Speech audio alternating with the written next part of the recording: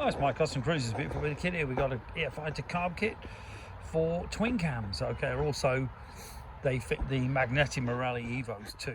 Okay, a couple of differences, but whichever one you got, this particular one's for an Evo, which is a nose cone ignition. This here is an ignition made by Dynatech. So great thing is you got the bob weights. There's no stupid electronics. It's a much simpler system. You can adjust the springs on there if you want sharper curves, whatever. And also it's an amazingly simple system. Okay, it's like points but a lot better.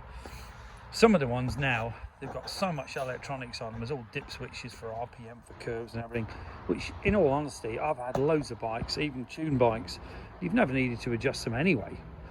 So really pointless. If you're interested in an EFI to carb kit, you can see here, very simple kit. 3 wires to wire up, carb manifold, bang bang. 2 options, S&S or Mikuni. 01773835566, customcruisers.com.